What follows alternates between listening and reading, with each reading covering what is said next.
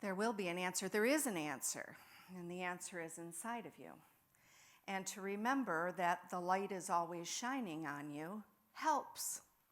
That's why we need to be the light for one another, because sometimes we forget, right?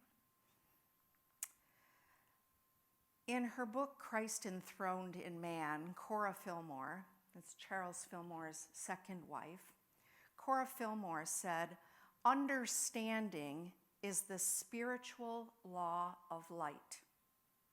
So I've been kind of loosely covering the 12 powers, and today I'm going to talk about the power of understanding. It is the light. So in Charles Fillmore's book on the 12 powers, he says, intellectual understanding comes first in the soul's development. Then a deeper understanding of principles follows until the whole man ripens into wisdom. Are you ripe? It doesn't come with age, right? The intellectual knowledge or wisdom or understanding is very important. We spend a lot of time educating our young people in schools, teaching them the ABCs and the 1, 2, 3s and the skewed histories. Oh, don't get me going on that. Okay, anyway. And there's a deeper understanding. There's a knowledge that's so much more important. You can't have one without the other. But that spiritual understanding is super important. And the learning, the intellect learning has to come first. Proven by this story. A 4-year-old playing on a play structure, and the mom sees the child running toward this, at the top of the slide, there's a bar that goes across. And you've got to go underneath the bar to go down the slide, you know, one of those tube slides. So the mom yells up to the little girl, she says, "Duck!" And the daughter said, "Quack, quack," and then she ran into the bar. She had the knowledge of what a duck says, but she didn't have the awareness of what duck meant. So, and hopefully she'll develop spiritual awareness along the way. I think children are born with more spiritual awareness than we give them credit for, but then all the learning stuff takes over. So, and it leads to a lot of misunderstanding. When we don't understand, you know, when people have language barriers and things like that, and misunderstanding is what makes relationships difficult sometimes. Because try as we might, and as much as we can love someone, we don't always see eye to eye.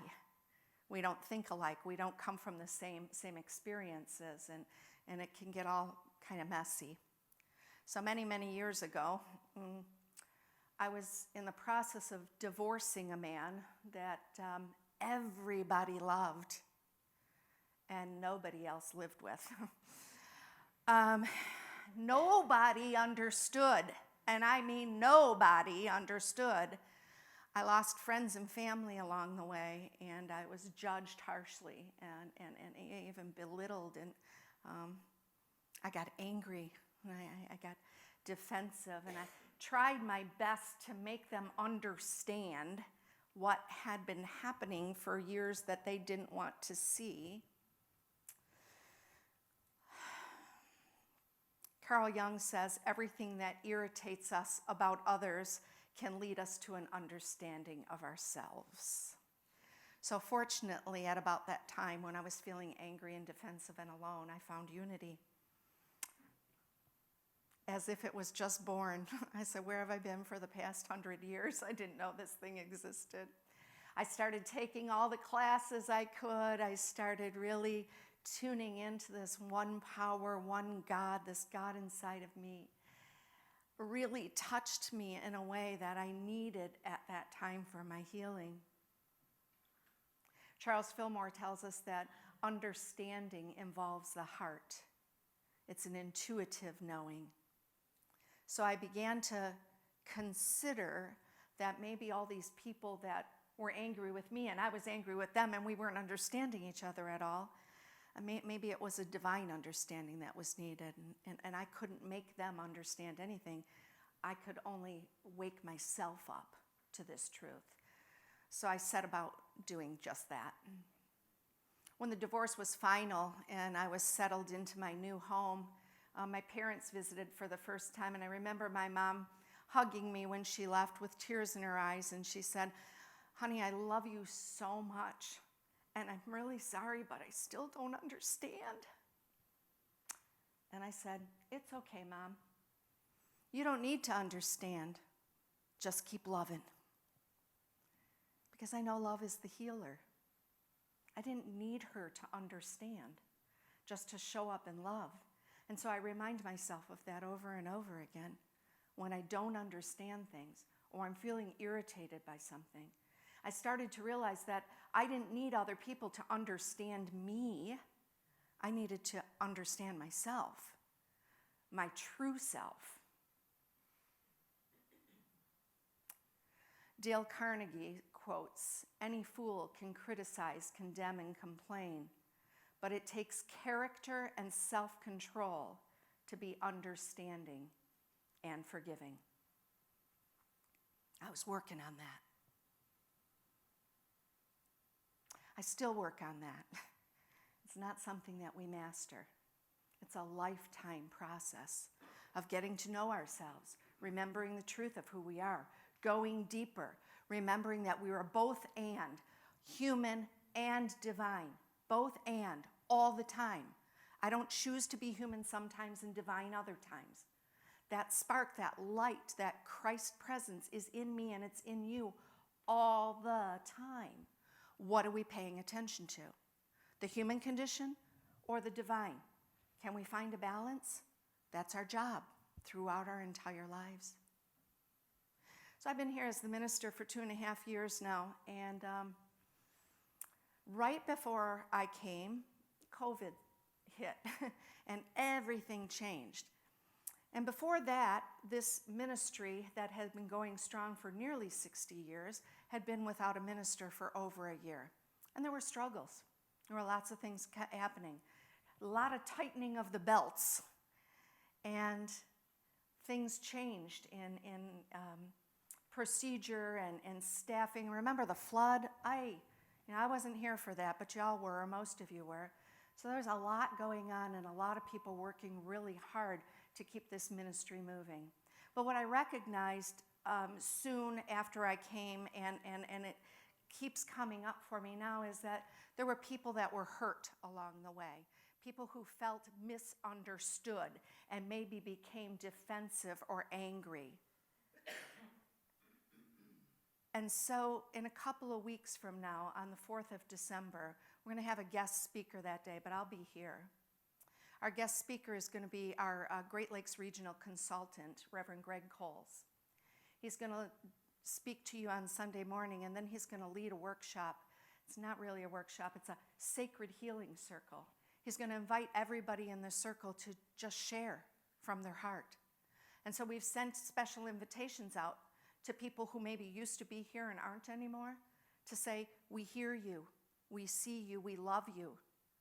Because when we become aware, when we develop a spiritual understanding, when we know that we are truly all one, it makes it so much easier to forgive, to see with a new perspective, to look with new eyes, to open our hearts, to take all those thoughts out of our heads and drop them into that heart space. So we're seeing things through our eyes, through our hearts, not through our physical eyes. So I just felt like this was really important because we have had such an amazing year here this year as we celebrate our 60th anniversary in the flow of infinite, absolute abundance. And we are going to soar through 2023. I know we are. I feel it. We are going places. We are growing. We are awakening more and more. And there are things in the past that we may want to look at again. Bring to a space where we can shine a light on them. Everybody can be seen. Everybody can be heard. Everybody can be acknowledged in our oneness. So I hope you'll strongly consider joining us for that in 2 weeks. We are divine beings. We are spiritual beings having a human experience. And all of us have different experiences. And the divine in us is always, always there. I remember my coach one time telling me, "You have a hard time accepting your divinity." And she was right. It was new to me. I didn't know that, but I felt that, so I knew it to be true. I started to realize that true knowledge and true understanding could never come from a book. That understanding, spiritual understanding, is kind of like a hidden a wisdom, something that comes up from you that you can't really explain. And what I've learned that true understanding doesn't need to argue or defend, doesn't need other people to agree with it, but endeavors to hear and to see and to learn and to grow, even from those that might disagree with us. Fillmore says, spiritual understanding is developed in a multitude of ways, and no two persons have exactly the same experience. And it's not to be mastered, it's to be practiced. So 2 of my favorite Bible stories about gaining spiritual understanding. I've always liked these stories, and I'm realizing now that it's because I saw myself in them. I wanted to have that awakening, that spiritual understanding. The first one I shared with you is about Thomas, or as I grew up knowing him as Doubting Thomas, like he was a bad guy. But the truth was, even at an early age, I had doubts too.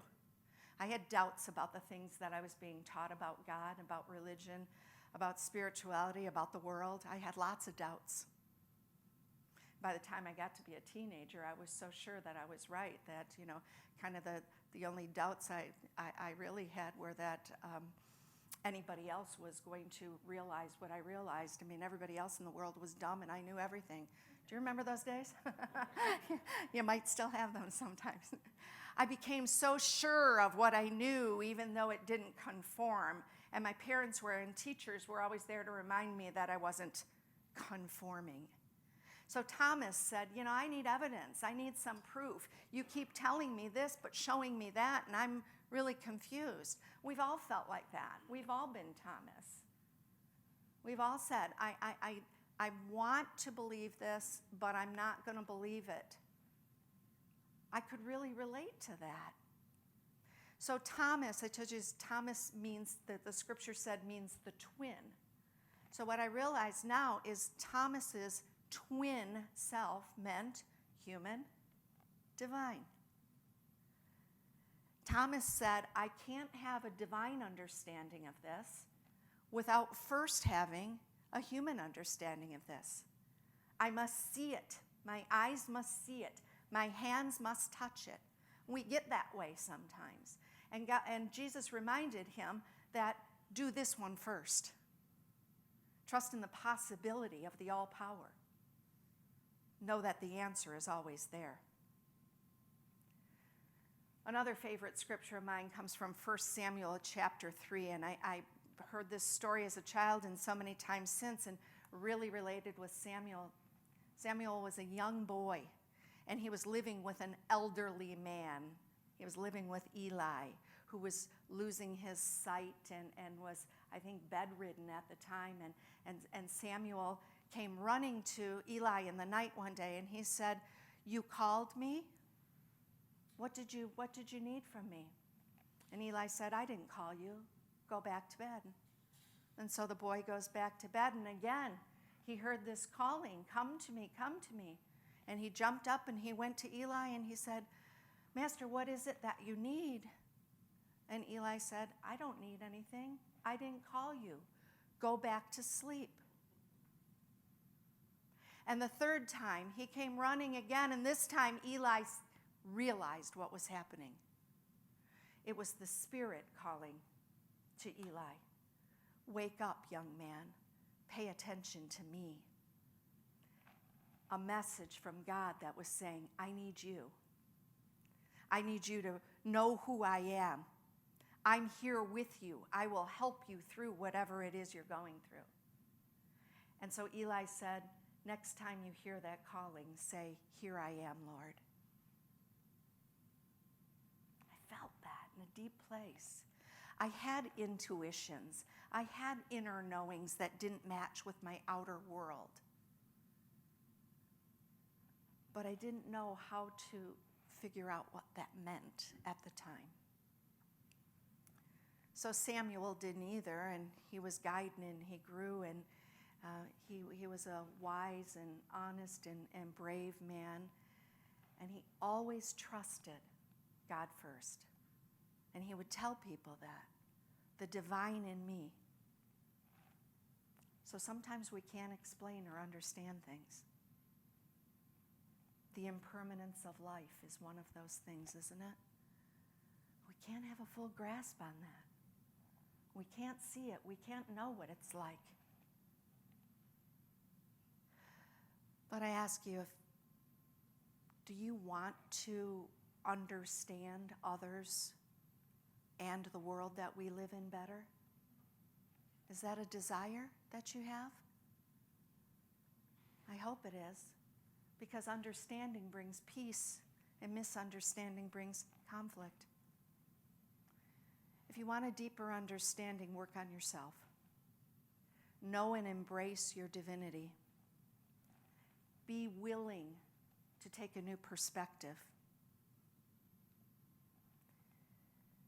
In a book study that I'm involved in right now, Emmanuel Achu, Uncomfortable Conversations with a Black Man, he says, you can't address a problem you don't admit exists. There are problems in this world. We have problems in our own personal lives. Admit they exist. None of us are meant to walk around singing songs, acting like everything's hunky-dory when it's not. Admit that there's a problem. Look at the problem. Know that there's a solution. Tap into your inner wisdom, the Christ in you. Be willing to look at something anew. Be willing to listen, really listen. Because the Spirit within you is always guiding you to a greater understanding. When I stopped defending and trying to make everybody else understand, I developed greater understanding of my full self. And when I did that, I could understand them as well. Even though they might not know human divine or accept that the Christ light is within them, I knew it for them. So there was no more resentment. There was no more angst. There was no more trying to make others understand me or get me or agree with me. I was able to repair many relationships and really grow and deepen them. There was no more resentment about the divorce, even from my former husband. I came to a place of a peaceful understanding.